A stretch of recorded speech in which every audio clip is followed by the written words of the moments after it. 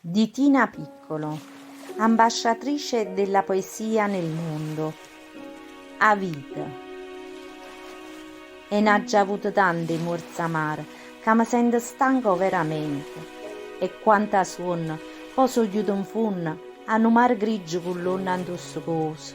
A vita, eppure è bella la vita, ti incanta ogni stagione, ti manna una carezza e sole, una lacrima e stella per te fa suonare e con una penna gentile ti fa scrivere poesie.